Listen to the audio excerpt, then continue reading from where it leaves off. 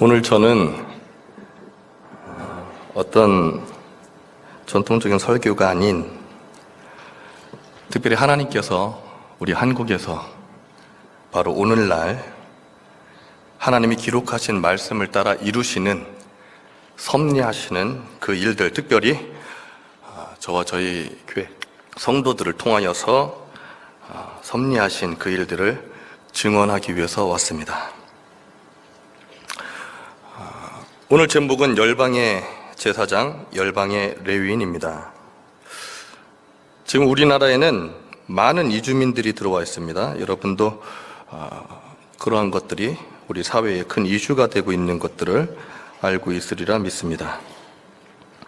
올해 9월 기준으로 해서 우리나라에 체류하고 있는 이주민들이 230만 명을 넘어서고 있습니다. 우리 한국 사람, 우리나라 인구의 4.5%에 이르르고 있는 그런 상황인 것이죠. 그런데 또 그 가운데 우리가 또 얼마나 많은 나라들인가, 230만 명이나 되는데 얼마나 많은 나라들이 그렇게 들어와 있는가 보면 210개국이 또 넘어서고 있습니다. 다시 말해서 유엔에 등록되어 있지도 않은 나라들까지도 다 한국에 들어와 있다. 왜 그럴까요? 무엇 때문일까요? 왜 모든 민족과 열방이 여기 한국에 와 있는 것일까요? 무엇을 위해서? 어쩌면 우리는 우리 믿음의 선배님들이, 우리 부모 세대들이, 또 그 위에 어르신들이 신앙생활을 잘 해와서 우리나라가 경제적으로 많이 부강해지고 그래서 많은 민족과 열방들이 한국에 들어온 것이 아닌가. 어떻게 보면 그들은 가난해서 이 땅에 돈 벌러 온 것이 아닌가, 그런 생각을 하게 될지도 모르겠습니다.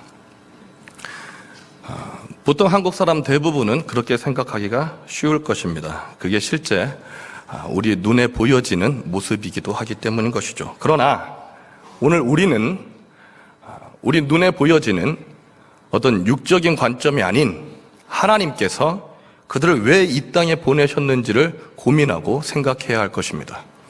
하나님의 관점은 무엇인가?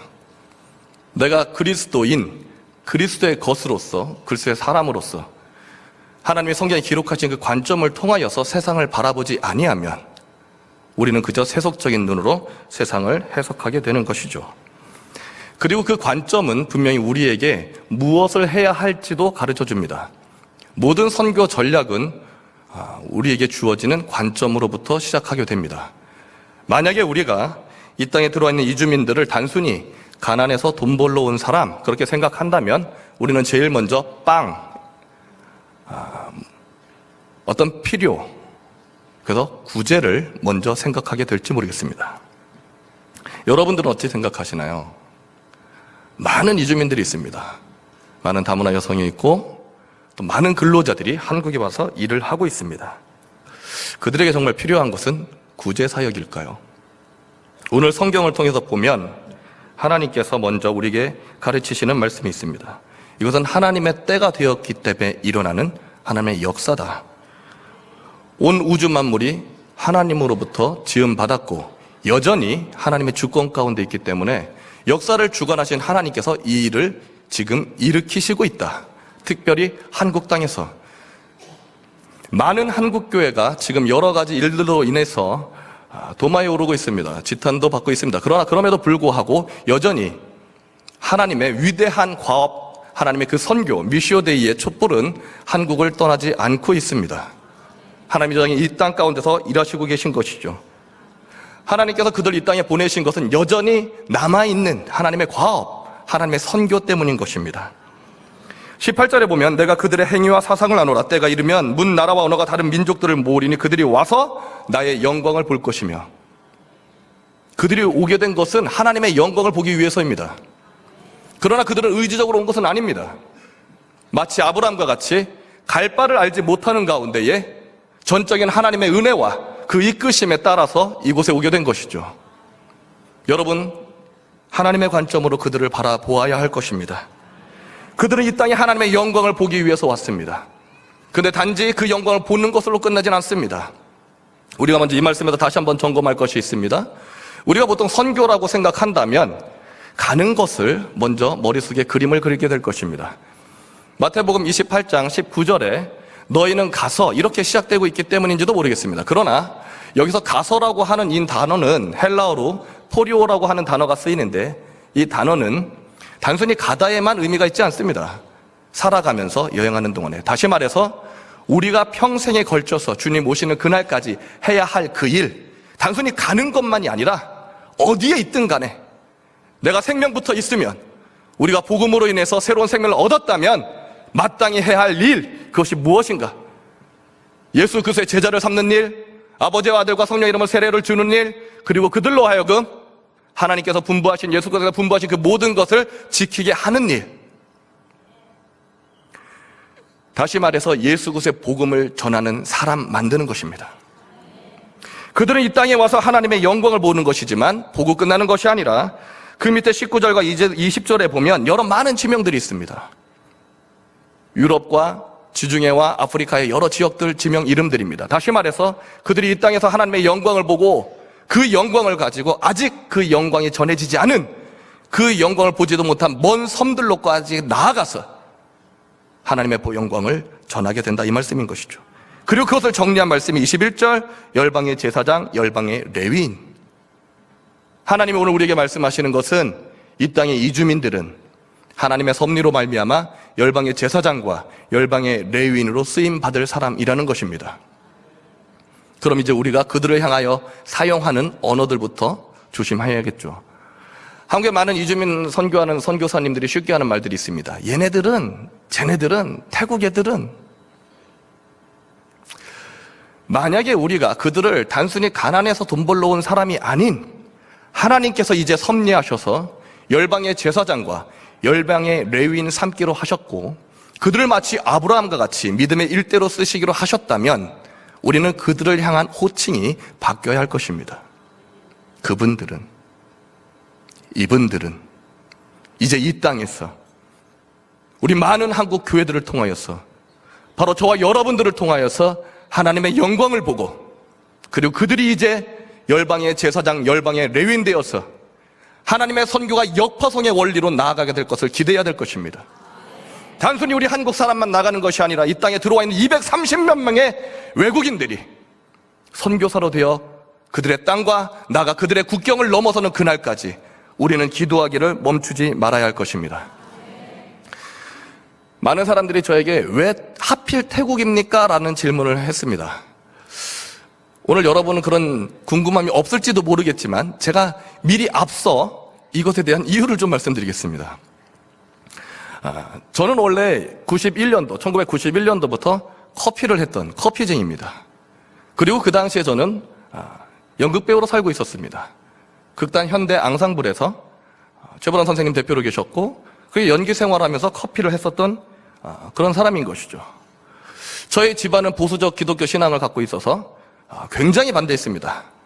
연기하는 것도 싫었고 커피하는 것도 싫어했습니다. 커피 한다니까 다방부터 생각하셔가지고 아주 굉장히 불편해지는 것이죠. 그러나 그럼에도 불구하고 제 마음에서 하나님, 제가 11살 때 주님 앞에 선교하기로 서원했고 기도했는데 저는 문화 예술을 통하여서 선교하고 싶습니다. 그래 기도했는데 막상 살아보니까 세상에 많은 유혹들이 오는 것입니다. 저는 97년에 잠시 연기도 내려놓고 돈 좀 실컷 벌어놓고 그리고 문화예술 선교를 다시 한번 셋업을 해봐야겠다 해가지고 큰 카페를 대차게 시작을 해봤습니다. 우리 하나님은 완벽하신 하나님이시죠. 복을 주시면 완벽하게 복 주시고 가끔 채찍을 드시면 정신 못 차리게 채찍을 드시죠. 저는 욥의 마음을 이해합니다. 97년 11월 말에 카페가 불이 났습니다. 이왕에 완벽하신 하나님께서 태우시니까 확실하게 태우셔서 잿더미를 만들어가지고 남은 것이 아무것도 없어 천장에 다 내려앉아 버린 것이죠. 그리고 2주쯤 지나니까 인천의 만수동에 집을 전세로 하나 얻어놓은 게 있었는데 경매 넘어가 버리는 것입니다. 불이 나서 정신 못 차리고 있는데 집마저 경매 넘어가니까 아무 생각이 나지 않는 것이에요. 딱 하나, 죽어야겠다. 근데 이 죽고 싶은 생각을 더 강화시켜주는 게 있었습니다. 이것이 97년 11월 말입니다. 97년 12월에 무엇이 터져요? IMF가 터지죠. 98년에 뉴스를 켜기가 두려웠습니다. 딱 뉴스를 켜는 순간 카드비 1,000만 원, 2,000만 원에 자살이 이렇게 줄을 서 있는 거예요. 저는 그들의 10배 이상의 빚이 생겼습니다. 부모님들이 다 반대했던 일을 해가지고 망했으니까 집에 연락도 못하고 혼자 처절한 싸움을 해야 했던 것이죠. 경기도 이천에서 6개월 동안 컨테이너 박스에 살면서 죽을까 말까를 고민했던 시절이 있었습니다. 빌고 빌어서 하나님께서 급기야 기적을 일으키셔서 어쨌든 산더미 같은 빚을 짊어지고 다시 서울로 상경하였습니다. 그리고 카페를 다시 시작을 하는데, 그리고 그 순간에 다 내려놓고 공부를 좀 해야겠다. 저는 31에 신학을 했습니다. 학자금 대출받고 아주 어렵게 공부를 했는데, 예나 지금이나 저는 2시간 이상 자면 죄 짓는 줄 알았어요. 아프지도 말고 죽지도 말자 거기다 덧붙여가지고 잠은 천국에서.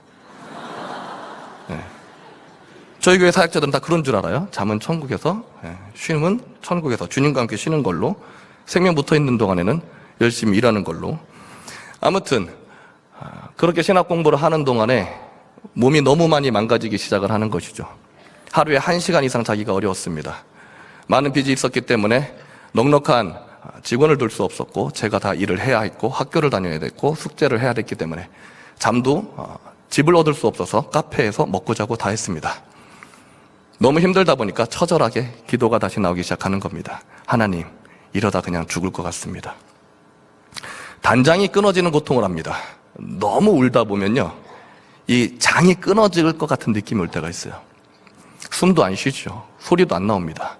어느 순간에 거의 실신하듯 땅바닥을 떼굴떼굴 구르다가 바닥에서 소파에 겨우 기대서 정신을 가다듬어 봅니다.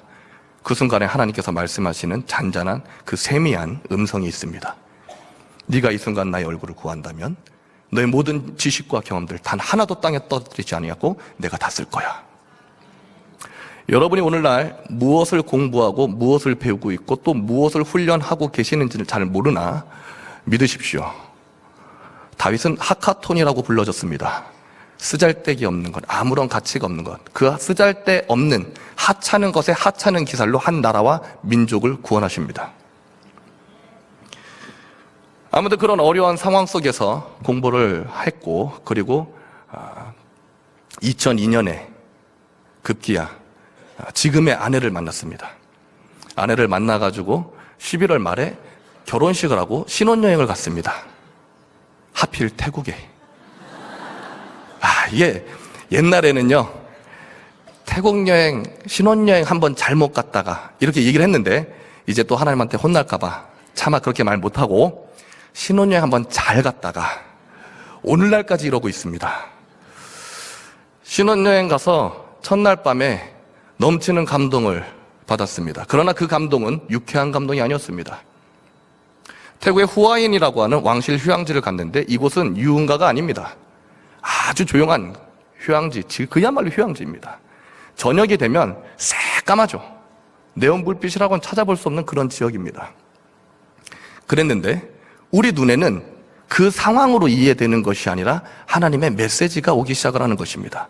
첫날 밤 얼마나 설레입니까? 그래서 저희 와이프랑 같이 축복송 메들리, 당신은 사랑받기 위해 태어난 사람부터 시작해가지고 너는 시냇가에, 막 이런 찬양을 후아인 힐튼 테라스에서 연속으로 메들리로 부르고 있는데, 우리 하나님은 찬양받기 기뻐하시는 하나님, 어느 순간에 임하신 거예요. 근데 이게 너무 강력하게 임하시니까 받으시고 기뻐하시면 좋겠는데, 강력하게 임하시면 어떤 일이 생깁니까? 하나님이 선곡해 주시는 것이죠.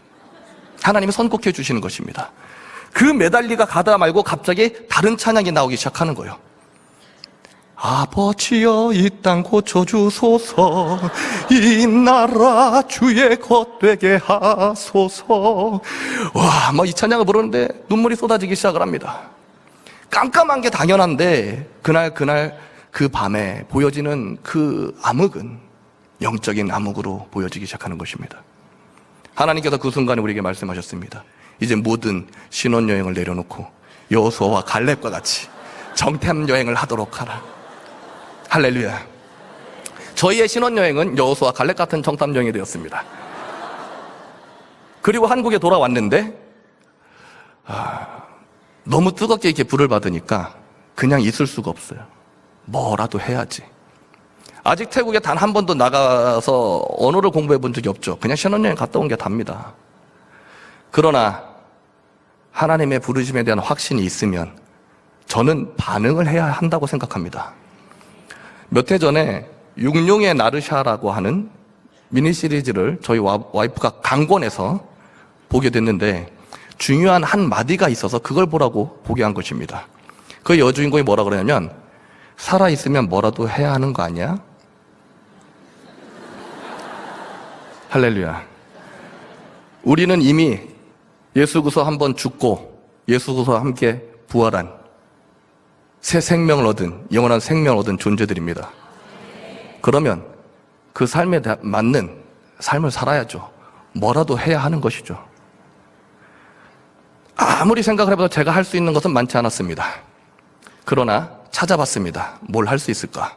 그랬더니 2003년에 한국의 태국인 교회들 그때 한 6, 7개밖에 없었어요. 지금은 서울 경기에만 26개, 27개쯤 됩니다. 굉장히 많이 생겼죠? 아무튼 그 당시에 6, 7개밖에 되지 않는 태국 교회들이 모여서 집회를 하는 데를 가게 됐습니다. 언어를 못하니까 할 수 있는 일이 아무것도 없었어요. 저에게 주어지는 것은 설거지. 열심히 설거지하고 식탁 치우고 저희가 또 자가취사를 하다 보니까 가스통 나르고 밥을 참 많이 했던 것 같습니다. 동두천 탑동수양관이라는 곳에서 그렇게 집회를 하면서 첫 태국 사역을 경험하는 것이죠. 그리고 2004년, 2005년에는 신학교를 졸업했으니까 아직 목사 아닙니다. 전도사입니다. 그냥 무작정 장로교 통합측 교회에서 교회 안에 있는 태국 예배를 섬기게 됐습니다. 여기에서부터 하나님이 강력한 도전을 주기 시작하는 것이에요. 저는 한국교회 안에서 사역을 한다면 분명히 저에게는 가족이 있는 겁니다. 결혼을 했고 아이도 있고 사례비가 있고 기한서를 잘 써서 당에 올리면 어떤 프로젝트를 할 때에 필요한 예산이 나오고 또 필요하다면 봉사자도 콜링을 할 수 있습니다. 그리고 교회에 차가 있으니까 차량도 쓸 수 있습니다. 그런데 문제는 저에게 어떤 안정감과 어떤 저에게 편리함이 중요한 것이 아니라 이 사역은 전적으로 영혼들에게 맞춰줘야 한다. 태국 영혼들이 오늘 내가 섬기는 이 교회에서 온전히 그 믿음이 신앙이 자라서 그들의 땅으로 돌아갔을 때 태국의 선교 역사가 200년이 됐습니다. 우리나라보다 80년 이상 빨라요. 그런데 여전히 1%가 안 됩니다. 0.67%. 그들의 마을 반경 100km 이내 교회가 단 하나도 없는 그 지역에서 어찌 믿음을 지키며 살아낼 수 있을까? 교회 구조상 주일날 오후에 겨우 예배 한 번 드릴 수 있습니다. 왜냐하면 이미 모든 한국인을 위한 프로그램이 셋업되어 있다 보니까 장소를 뺄 수가 없어요. 모든 시간, 모든 프로그램들 다 끝나고 모든 부서 예배 다 끝나고 오후 늦지막히나 공간이 남아서 거기서 태국 예배를 잠깐 드려야 했습니다. 그렇게 드려가지고 제가 이분들이랑 같이 시간을 보낼 수 있는 것은 10년, 20년도 아니고 달랑 3년 정도 될 것 같은데 주일날 한 번씩 만나가지고 3년 보내봐야 한 150 며칠밖에 되지 않죠. 그래 해가지고 이분들이 태국으로 돌아갔을 때 믿음을 지킬 수 있을까? 그리고 행여라도 우리 성도들이 목회 비전을 꿈꾸고 있을 때 내가 하는 사역을 보고 적용할 수 있을까? 어떤 프로젝트를 기획을 하면 열심히 기획서를 쓰고 기한서를 써서 당에 올리고 통과되면 예산도 나오고 봉사자도 나오고 필요한 모든 것들을 교회로부터 공급받아서 할 수 있는 그런 시스템 안에서 우리 성도들은 무엇을 배울 수 있을까? 이분들이 행여라도 신학 공부를 하고 태국에 가면 어디에 그런 기한서를 올릴 수 있을까 하는 것이죠. 아무리 생각해도 이분들은 그렇게 기한서를 올릴 것이 없다라는 결론이 나는 것입니다. 목회자 비전을 꿈꾸는 이들을 위해서뿐만 아니라 전 성도를 위해서라도 내가 그리스도인으로서 살아내는 삶이 무엇인지 교재 한 권 띄는 것이 아니라 전 삶을 통해서 가르쳐야겠다. 이 3년의 시간을 단순히 150 며칠이 아니라 30년처럼 보낼 수 있는 방법을 찾아야겠다. 답은 성경에 있습니다. 어떤 멋진 전략을 머리 싸매고 짜내서 쓰는 것이 아니라 하나님께서 성경에 기록해 주신 그 기록대로 도대체 예수 그리스도께서 뭘 하셨나? 이걸 고민하면 되는 것이었죠. 주님은 사셨다. 고로 내가 성도들과 살아야겠다. 같이 살면 아마 이렇게 주일날 잠깐 보는 걸로 생각한다면, 그렇게 비교한다면 마치 30년을 보내는 것 같지 않겠나? 사례비를 포기해야 했습니다. 모든 편리함들을 포기해야 했습니다. 그리고 무작정 2005년 12월 31일 날 사역을 마무리하고 2006년 1월 1일부터 화성시청 주변에 공장을 찾아다니기 시작했습니다. 저는 아직 목사의 신분이 아닙니다. 이제 막 학부를 마친 전도사에 불과했습니다. 나이 조금 많은 전도사이죠. 가족이 딸린 후원 구조 자체를 만들 수 없는 상황 속에서 오직 주님만을 의지해야 했습니다. 이것이 감사인 것이죠. 오히려 내게 주어진 이 어려운 상황이 오히려 나로 하여금 하나님 아닌 것에 눈을 돌리지 아니하게 하고 눈 돌릴 수조차 없게 하고 오직 하나님을 바라보게 하는 은혜의 시간인 것입니다. 은혜의 상황인 것입니다. 환난과 역경은 우리에게 은혜입니다. 그렇게 해서 예배 장소도 준비하지 못한 상태에서 매일 화성시청 주변의 공장들을 찾아다녔습니다. 낮에는 못 들어가요. 낮에 가면은 공장장님들이 가끔 쌍욕을 하면서 쫓아냅니다. 교회를 저주하는 분들도 많습니다. 많은 수모를 당해봤습니다. 그리고 내린 결론은 밤에 몰래 가자. 밤에 몰래 가자. 낮에는 한국 직원들이랑 같이 밥도 먹지만 그나마 밤에는 비교적 공장 기숙사로 돌아와서 스스로 밥을 해먹는 그런 데들이 많습니다. 그 시간을 찾아가는 것입니다. 1월 1일 춥죠. 춥지만 그 저녁 시간에 그 공장을 찾아가서 그들이 해먹는 음식을 얻어먹고 친해지기 시작합니다. 친구가 되는 것으로부터 시작하는 것이죠. 가끔 고난이 있습니다. 먹기 힘든 음식들이 나오죠. 개구리를 튀겼는데 들리켜서 주니까 이거 상당히 힘듭니다. 그러나 그럼에도 불구하고 믿음으로 주님, 독을 마실지라도 해를 받지 않을 것을 믿고 맛있게 먹고 기뻐하면 그분들이 너무 좋아하니까 그렇게 친구가 되기 시작을 하는 겁니다. 한 달, 두 달 지나니까 그분들의 마음이 열려지는 것들이 보였어요. 그때는 태고를 잘하는 한 자매 선교사와 저희 또 아주 든든한 덩치 큰 남자 후배와 셋이서 팀으로 이제 돌아다니기 시작을 하는 것이죠. 어느 순간 마음이 열리는 것을 보고 이제 우리가 예배 처소를 준비해서 예배 가운데 초청해도 되지 않겠나, 그런 마음이 들었습니다. 그래서 은혜의 동산교회라고 화성시청 남양동에 있는 그 교회를 찾아가서 저희는 이 교회에 소속할 것도 아니지만 장소만 좀 빌려주십시오 했는데 지금도 그 은혜를 잊지 못합니다. 그 목사님이 도대체 어느 교단 출신이냐, 어느 선교회 출신이냐 이런 거 묻지도 아니하고 하십시오 라고 해주었습니다. 그렇게 저희 첫 예배가 시작이 되었고 1년 10개월 동안 이사를 4번을 했습니다. 유아실 하나 빌려서 첫 예배를 드리니까 한 10명 차니까 좁은 거예요. 그래서 옮기고 두 번째 장소 때부터 이제 안산에서 시작이 됩니다. 그리고 세 번째 장소, 네 번째 장소 이사 들어갈 때까지가 1년 10개월. 근데 이 1년 10개월은 하나님께서 저에게 명확하게 이제 내가 계획한 것들을 하자 하는 그런 때였습니다. 집을 정리하기로 하고 성도들과 이제 살 때가 되었구나. 아내에게는 쉽지 않은 결정이었으리라 생각합니다. 그러나 하나님께서 아내의 마음을 먼저 준비시켜 두신 것이죠. 여보, 우리 이제 집 정리하고 성도들과 같이 살자. 그 말을 기다리고 있었어요? 가 저희 아내의 대답이었어요. 예수전도단 간사 출신이기도 했지만 어쨌든 많이 훈련되어 있었습니다. 그리고 준비하고 있었고 기다리고 있었던 그런 아내인 것이죠. 저희는 집을 정리하고 성도들과 그렇게 같이 살기 시작했습니다. 저는 사역 9년차 때까지 사례비 없이 살았어요. 그러나 제가 이제 계속해서 나눌 이야기들이 그 속에서 다 이루어진 일들입니다. 하나님은 위대하십니다. 우리는 사례비 없이 그저 성도들과 같이 살기 시작을 합니다. 어떤 토요일 날에는 정말 먹을 게 하나도 없는 거예요. 밥하고 김치만 있는데 이거 갖고는 주일날 성도들이랑 같이 점심을 나누기엔 너무 부족하다, 턱없이 부족하다라는 생각이 들었습니다. 리더들하고 같이 이야기를 나눕니다. 우리 먹을 게 정말 없다. 밥밖에 없는데 어떡할까? 우리 성도분들이 고기 잡으러 갑시다. 할렐루야. 네.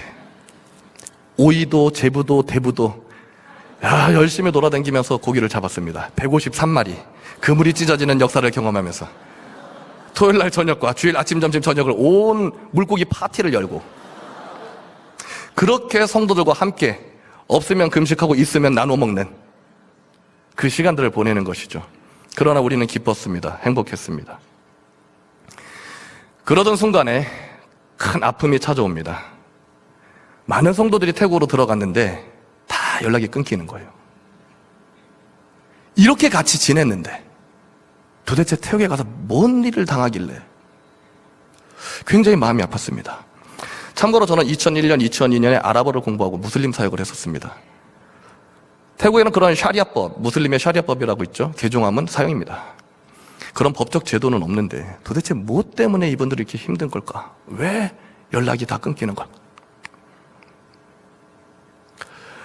겨우 연락된 사람은 머리 밀고 절에 들어가서 중회돼 있는 거예요.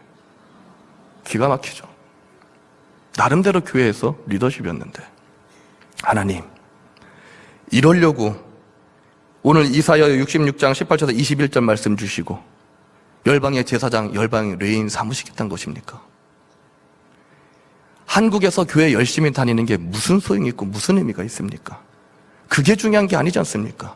결국 그들이 싸워야 할 땅은, 그들이 하나님으로부터 유업으로 받아야 할 땅은 바로 태국입니다. 그 땅에서 거룩한 전쟁을 해내고 이겨내야 합니다. 그들의 현장에서 그들이 복음으로 살아낼 수 있어야 합니다. 하나님, 이 문제를 해결해 주십시오. 그렇게 기도하는데 하나님께서 주신 말씀이 요한복음 13장 1절입니다. 예수 그리스도께서 그의 사람들을 사랑하시되 끝까지 사랑하시더라. 하나님 앞에 회개했습니다. 우리는 단지 눈에 보여지는 오늘에만 만족하였고 그들을 태국으로 보내고는 나몰라라 하였구나. 그리스도의 사랑은 끝까지 우리와 함께 했는데 우리는 끝까지 그들과 함께 할 마음이 없었구나. 급기야 방콕으로 들어갔습니다. 그리고 방콕에 자그마한 집을 빌려서 먼저 들어간 리더들 5가정을 콜링을 합니다. 함께 하나님을 예배하며 하나님의 때를 기다려보자. 5가정이 들어와서 방콕의 수쿰비 서이혹 러이능 탐능, 러이능 탐능 110의 1호. 아직도 태국어가 먼저 나와서 제가 오늘 여기 와서 지금 한국어를 해보는 거예요. 안산에 있으면 저는 한국어를 써볼 기회가 거의 없습니다. 저희는 그냥 태국 음식 먹고 평일에도 태국 음식 먹고 태국어로 살고 지내요. 수쿰빗의 101-1호 그 지역에 들어가가지고 작은 집을 하나 렌트해서 성도들 모아서 5가정을 모아서 삽니다. 성도들은 태국 방콕에서 한 10시간, 11시간 떨어져 있는 고향에서 부모들의 어떤 만류를 거절하고 믿음으로 모든 걸 내려놓고 방콕으로 내려왔습니다. 부모들로부터 난리가 났습니다. 한국에 가서 이상한 사이비 종교 만나서 온 거 아니야? 이런 거죠. 왜냐하면 직업도 얻지 않고 모여 살고 있으니까 딱 그런 광경입니다. 미친 거 아니야? 이런 저주를 받고 애들까지 다 데리고 왔는데 여전히 일하지 않으니까 니네들이 다 애들을 굶겨 죽이려고 작정했냐? 막 온갖 저주의 말들을 퍼붓습니다. 그럼에도 불구하고 우리는 견뎌야 했습니다. 그러나 아무것도 안 하고 견디는 것은 아닙니다. 매일 새벽 예배를 드리고 말씀과 기도에 올인하면서 또 우리는 쏨땀이라고 태국 겉절이 김치라고 할 수 있고 태국 샐러드라고 할 수도 있는데 이걸 만들어 팔아보기도 하고, 꾸에띠아오라고 태국 쌀국수도 만들어 팔아보기도 하고, 나름대로 몸부림을 치는데 하는 것마다 다 안 되는 거예요. 다 막으시는 거죠.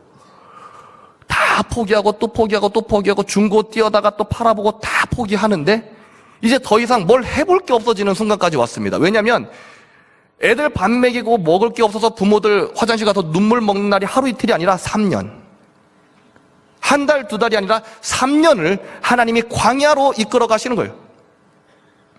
3년을 그렇게 견디는데, 이제는 해볼 거 다 해봤다. 뭘 할까? 그때 문득 생각난 게, 자신 없지만 우리가 한국에서 함께 살면서 배웠던 커피 한번 팔아보자. 태국에 여행 가보신 분들은 아실 것입니다. 태국에서 가게를 가지고 있으면 이거는 중산층이에요. 서민들은 가게가 아니고 길에 노점합니다. 니아카, 우리나라 니아카의 절반 반인데 높이는 더 높죠? 그 위에다가 음식 같은 거 놓고 커피도 뭐 그 위에서 만들어 팔아요. 아니면 옛날 토큰 부스 같이 생긴 그런 부스들이 있습니다. 그게 서민들 비즈니스예요. 저희도 처음부터 커피숍을 했다가 아닙니다. 센터 앞에 주차장 입구에다가 나무로 짠 부스 하나 세워놓고 커피를 만들어 팔아보는 거예요. 근데 기적이 일어납니다. 하루에 딱 2잔. 와, 1년 내내 하루에 딱 2잔. 진짜 기적은 이거를 포기하지 못하는 거예요. 다른 일 같았으면 진작 포기했죠. 왜 포기 못했냐면 똑같은 사람이 매일 와요. 택시기사와 그의 아내가 하루도 안 빼고. 훗날에 그 아내분은 회심을 합니다. 아무튼 이 부부 때문에 이걸 1년을 끌고 가는 거예요. 그리고 1년 끌고 가고 나서 이제 4년을 그렇게 피죽만 먹고 살았죠.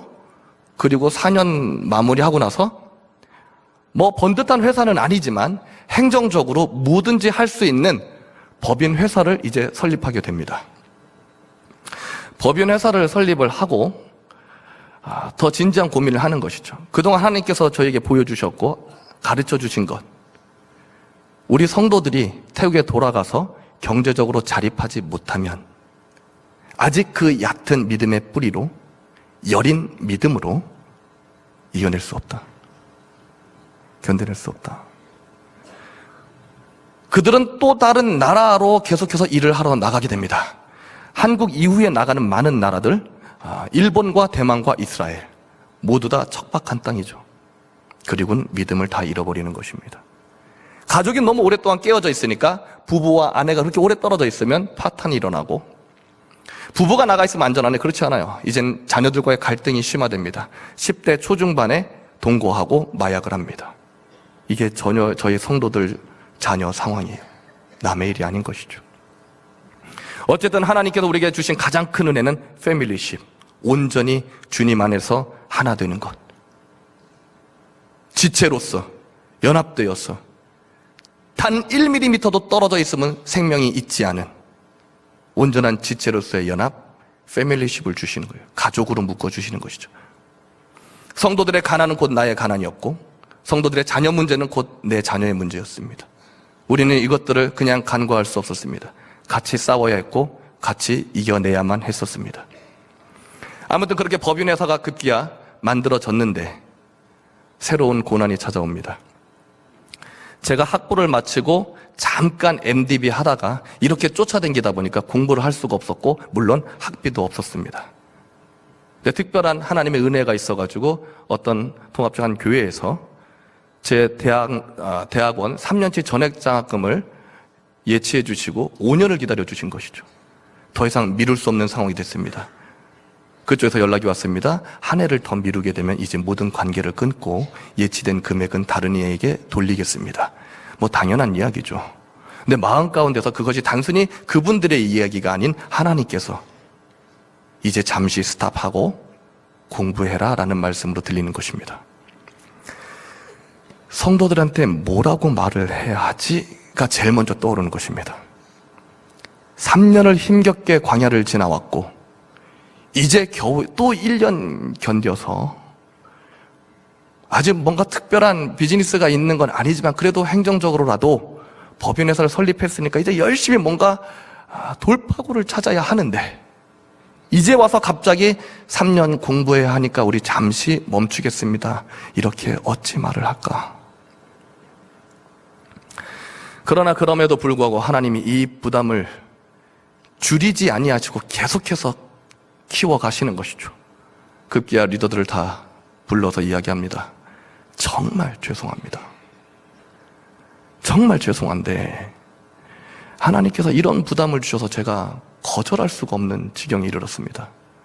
같이 기도해 주십시오.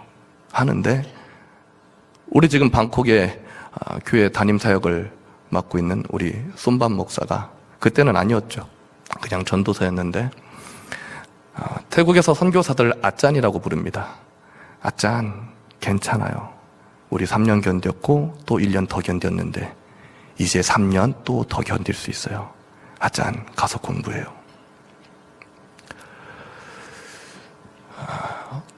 저는 지금까지도 성도들에게 고맙습니다.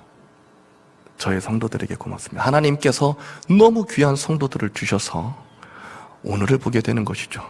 저를 위한 오늘은 물론 아닙니다. 태국 교회의 미래, 그것을 바라보게 하시는 것이죠.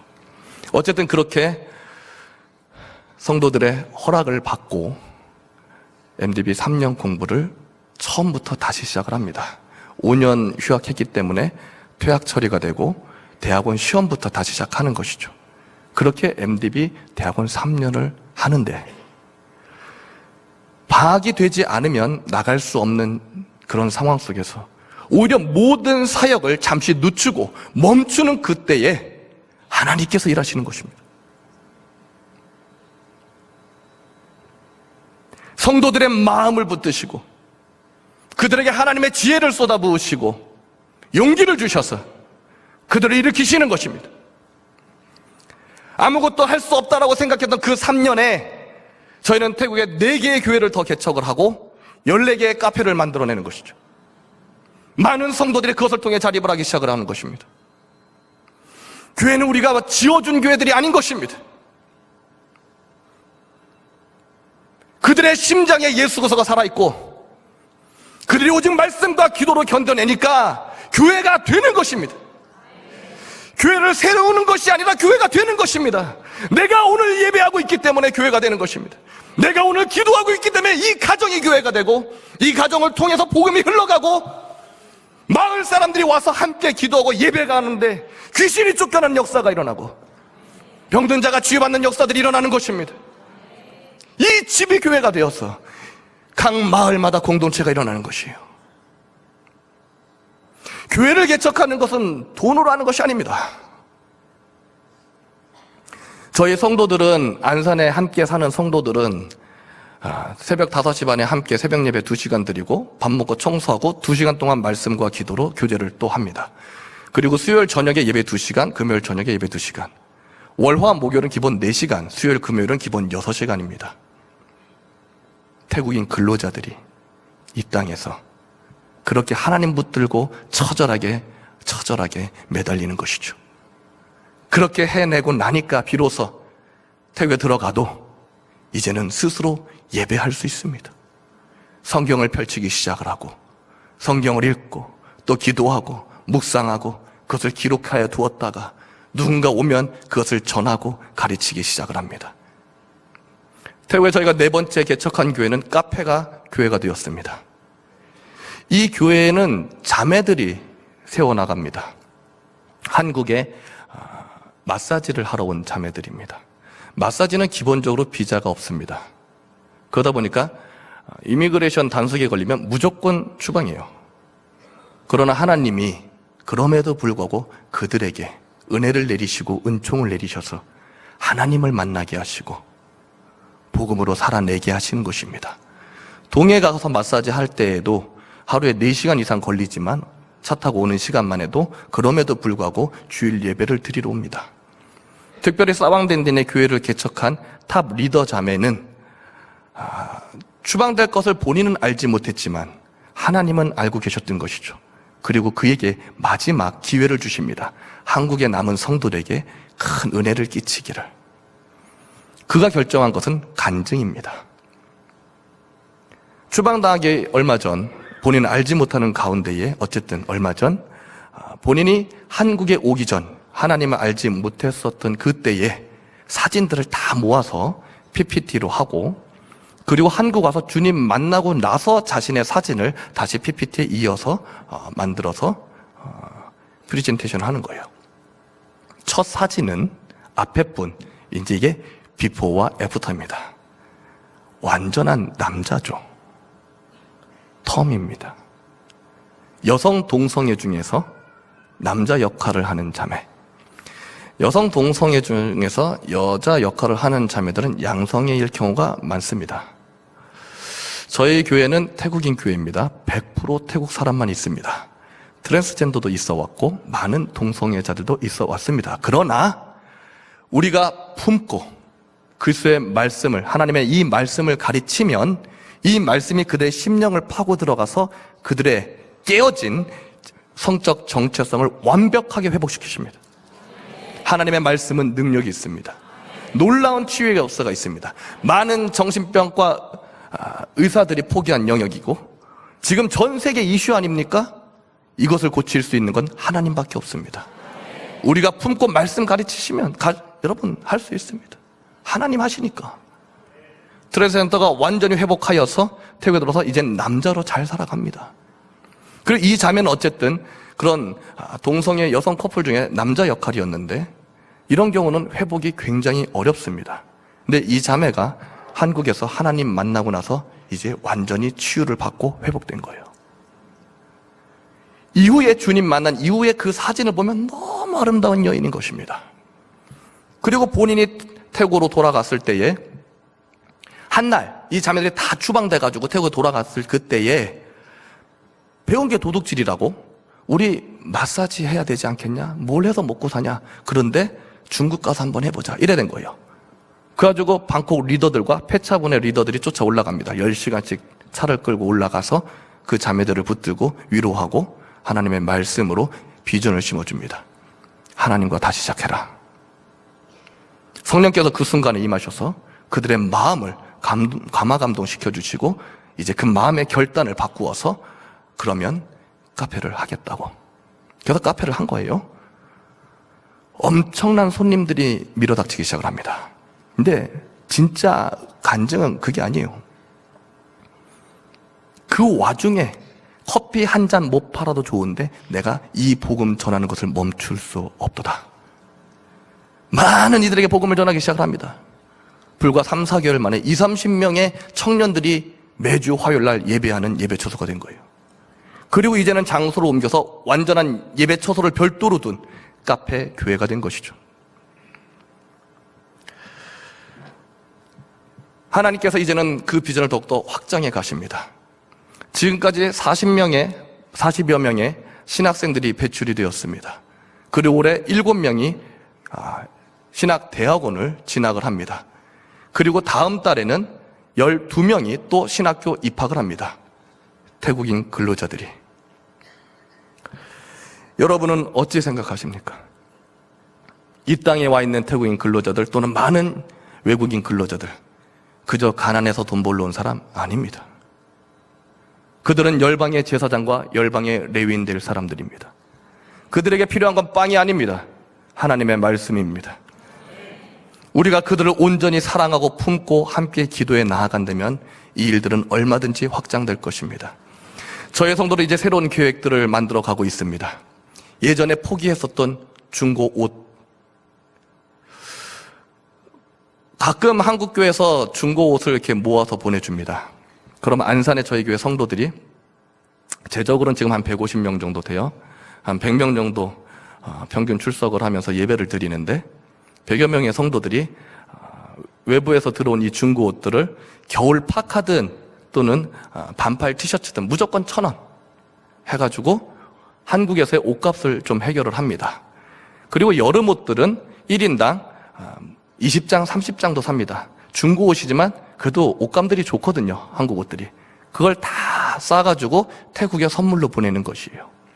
그러면 나름대로 이 돈들은 이제 선교비가 되어서 태국에 저희가 개척한 교회들을, 물론 자립해서 가지만 그럼에도 불구하고 여전히 그들의 성도들은 너무 가난하기 때문에 가끔 어려운 때들이 있습니다. 그럴 때면 이 선교비를 태국으로 보내서 또 감당하게 하는 것이죠. 그리고 그렇게 다 사고 남은 나머지 옷들이 있습니다. 이것도 마지막까지 버리지 않습니다. 찢어진 옷들도 괜찮으니까 무조건 주십시오. 100% 선교비를 만듭니다. 가방도 좋고 신발도 좋고 이것들을 다 모아서 마지막에는 고물상에 가져서 무게 달아 팔면 끝까지 돈이 됩니다. 끝까지 돈이 됩니다. 후원을 안 해주셔도 좋습니다. 여러분이 헌금해 주시지 않으셔도 돼요. 그러나 여러분이 버리는 거 버리지 마시고 모아주시면 됩니다. 이것이 선교비가 됩니다. 그런데 하나님께서 새로운 아이디어를 주시는 거예요. 마지막에 고물상에 가져가서 팔아보니까 키로에 150원. 그런데 우리가 예전에 태국에서 중고 옷을 팔아봤단 말이에요. 그때를 거슬러 올라가서 비교해 보니까 1kg면 한국 돈으로 15,000원까지 만들 수 있다. 100배입니다. 하나님, 우리 이거 비즈니스하게 해주십시오. 태국에 개척한 교회들에게 이걸 팔아서 돈을 주는 게 아니고 태국에 우리가 개척한 교회 그 성도들이 비록 직업이 있으나 수입이 너무 적어가지고 견딜 수 없어 하는데 일자리 만들어주겠습니다. 그들이 오히려 이것을 가지고 스스로 살아낼 수 있는 힘이 되게 해주십시오. 우리 기도하겠습니다. 그동안 창고가 없어가지고 이걸 제대로 모을 수가 없었어요. 한 번에 100kg, 200kg 보내가지고는 보내는 비용 때문에 별 의미가 없습니다. 4톤, 5톤 정도. 한 컨테이너 가득 채워서 보내면 이건 충분한 가치가 있습니다. 100배의 가치입니다. 태국에서의 경제 수준으로 환산하면 500배 가치가 되겠죠. 그들이 우리나라보다 4배에서 5배 가난하기 때문에. 하나님이 지혜를 주시고 그리고 이제 그 지혜를 붙들고 기도합니다. 급기야 하나님께서 이제는 무료로 쓸 수 있는 창고를 만들어 주시는 것이죠. 지금 열심히 옷들을 모으고 있습니다. 이제 4톤, 5톤 채워지면 그것들이 태국으로 보내지고 그리고 우리 개척한 그 교회 성도들이 이것들로 새로운 직업을 만들어 가는 것들을 기대합니다. 그리고 세 번째 비즈니스 에듀 미션을 풀어갑니다. 양계입니다. 태국은 전 세계에서 양계하기에 최적화된 나라입니다. 태국의 최고 큰 기업이 CP라고 하는 기업인데 이 기업도 양계를 통해서 일어난 기업이죠. 우리나라의 충남 보온에 가면 보나콤이라고 하는 유기농 양계가 있습니다. 저희가 그 유기농 양계 강의를 태국에 4개 강의를 오픈해서 많은 성도들을 모아서 들려드렸습니다. 굉장한 반응이 일어나는 거예요. 누구나 카페를 하고 싶어 하진 않습니다. 대부분 성도들은 농경사회에서 왔기 때문에 우리가 가지고 있는 이 땅을 어떻게든 개발해서 수익이 일어날 수만 있다면 이것처럼 접근성이 좋은 게 없는 것이죠. 그래서 양계를 선보인 것입니다. 지난주에 저희 렁카이에 개척한 교회 담임 사역자 둘이서 이제 부모로부터 받은 땅을 하나님 앞에 기증을 합니다. 그것이 5,000평입니다. 하나님께서 이들을 이제 또 그 눈을 열으셔서 이제는 새로운 비즈니스를 통하여서 교회가 자립되어 가는 것들을 만들어 가는 가운데에 아세안 10개국을 바라보게 합니다. 저희 교회 요즘에 라오스 성도가 6명이나 생겼어요. 놀랍죠? 한국에 라오스 교회가 없어요. 그러나 라오스는 태국어와 70% 소통이 가능합니다. 라오스 국경 지역에 있는 넝카이 지역은 저희 교회가 세 번째 개척한 교회인데 이곳의 성도들의 가족 일부가 라오스 현지인이기도 합니다. 더 이상 한국인이 나가는 것이 아니라 태국 성도들을 통해서 세계 선교가 보여지기 시작을 하는 것이죠. 태국의 딱이라고 하는 지역은 인구의 거주민의 50%가 미얀마 사람입니다. 거기에 있는 태국인들은 기본적으로 태국어와 미얀마어 2개 국어를 완벽하게 갖습니다. 얼마나 위대한 선교 자원입니까? 태국의 우본 밑으로 내려가게 되면 캄보디아 국경 지역이 있습니다.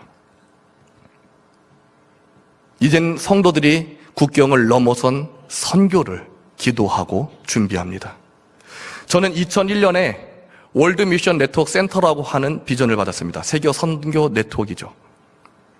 근데 태국에 집중되면서 하나님 앞에 기도했습니다. 하나님, 세계 선교 네트워크 센터에 대한 비전을 주셨는데 왜 하필 태국에 집중하게 하십니까? 그때 하나님께서 다시 질문을 주셨습니다. 네가 타 문화, 타민족, 타국을 단 한 번도 깊이 품어보지 않고 세계 선교를 말할 수 있겠냐? 네가 하나님의 선교를 이해하냐? 무릎 꿇고 회개했습니다. 아무것도 모르면서 저는 나름대로 내가 전 세계를 다니면 문화 예술이라고 하는 장르를 통해서 전 세계를 다니면 그게 세계 선교라고 생각했는데 성경은 그렇게 말하지 않습니다. 성경은 단 한 사람을 택하셔서 만들어 가시는, 확장해 가시는 그 하나님의 선교를 우리에게 가르치시는 것이죠. 바로 아브라함으로부터.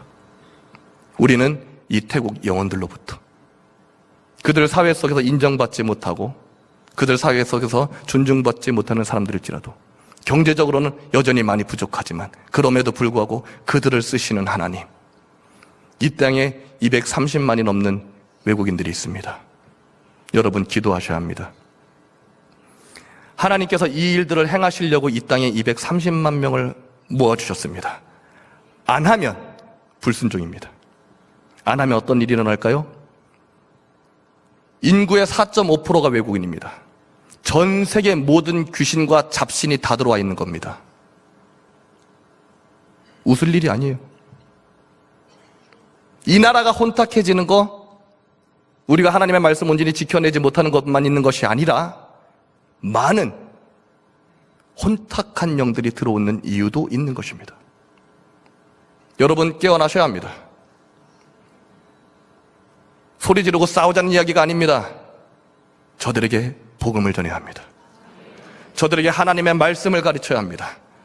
저들이 하나님의 말씀으로 거듭나면 이 땅이 더욱 회복될 것입니다.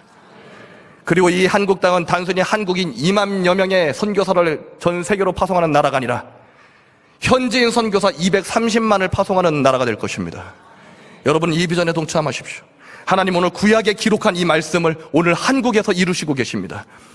몇 해 전에 로잔 선교 100주년에서도 한국의 마이그런트 미션에 대해서 집중하고 있습니다. 세계 선교가 여기에 집중하고 있다는 이야기입니다. 여러분들은 그 속에 주역이 되실 수 있습니다. 오늘 하나님이 여러분을 콜링하고 있습니다. 이 시간 같이 기도하겠습니다. 하나님 아버지, 이 땅에 와 있는 230만이 넘는 이주민들, 이 나라 인구의 4.5%가 넘어서고 있습니다. 아버지 하나님, 이제 우리가 육체적 관점이 아닌, 육의 관점이 아닌 하나님의 관점, 성경적 관점으로 저들을 다시 보게 하시고, 아버지 하나님 오직 주의 말씀을 가지고 저들을 품게 하여 주옵소서.